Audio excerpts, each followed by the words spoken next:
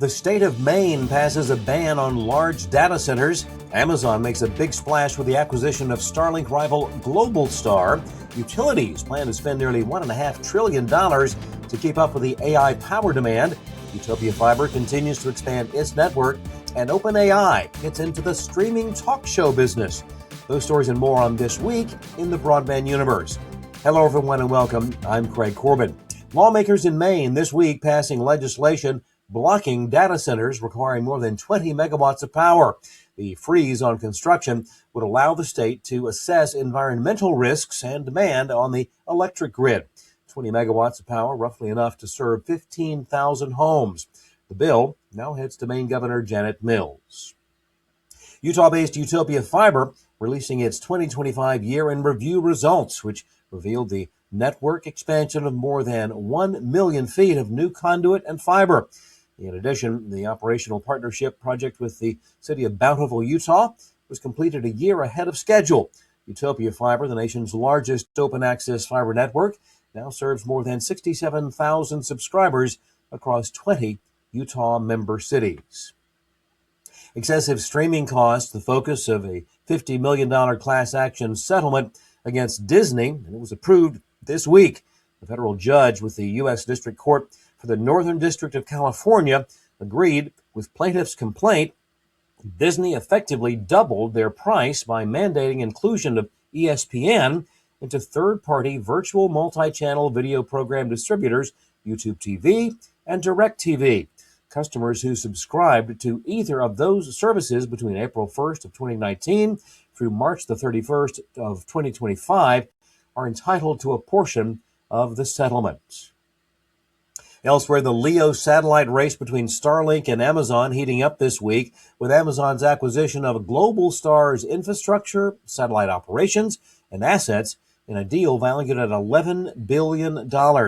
Spectrum Resources owned by Globalstar factored into the deal and would speed Amazon's plan to provide satellite links to smartphones with its own direct-to-device satellite fleet beginning in 2028. Globalstar operates a network of satellites and has provided Apple with satellite links to support features for iPhones.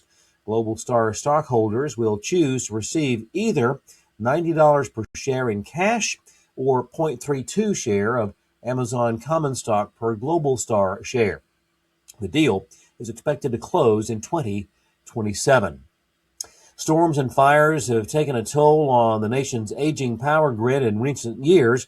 Add on the rising electricity demands brought by AI, and the 51 investor-owned utilities across the country are now looking to spend $1.4 trillion over the next 5 years in order to keep up. That, according to consumer education group Powerlines, the $1.4 trillion total is an increase of roughly 20% from last year's estimate. Electricity cost increases are growing faster than other types of inflation. And speaking of AI, the exponential demand for agentic AI in recent months is creating a shortfall in the supply of computing power, which has led to product issues and reliability problems. Companies now feverishly working to secure availability of computing capacity in order to serve an ever-growing customer base keen on increasing their use of AI. Hourly rental prices for the microchips used to train and run AI models have climbed steadily since Q4 of last year. Anthropic, maker of chatbot Claude and viral coding app Claude Code, has experienced numerous outages and has begun metering computing supply to users during peak hours.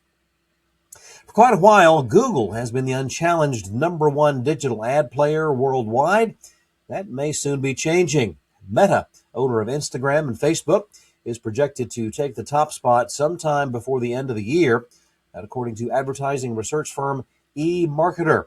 Meta is projected to reach $243.46 billion in net ad revenue this year, just in front of Google, with $239.54 billion. The temporary restraining order stopping the $6.2 billion Nexstar-Tegna merger has been extended by a week.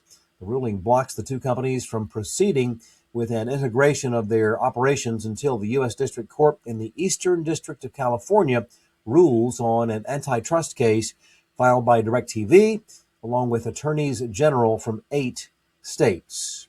Tentative agenda for the FCC April 30th open meeting will include modernizing spectrum sharing for satellite broadband, combating robocalls, protecting against national security threats in domestic telecommunications service, and establishing a new E-rate competitive bidding portal. The Commission will also consider amending the audible crawl rule, ensuring that people who are visually impaired continue to receive critical emergency information. TV ratings measurement firm Nielsen facing public criticism for inaccurate metrics. NBC Universal says Nielsen has undercounted traditional TV viewership due to a delayed update in its methodology. Many media executives believe that Nielsen overestimates streaming viewership. And finally, OpenAI, maker of ChatGPT, is expanding into the world of streaming talk shows with the acquisition of tech industry talk show TBPN. The online show aims to compete with CNBC and Bloomberg with by-the-minute analysis of technology news and executive interviews. TBPN was launched in October of 2024, and with a staff of 11, reaches about 70,000 viewers per episode. Thanks for watching. We'll see you next time on This Week in the Broadband Universe.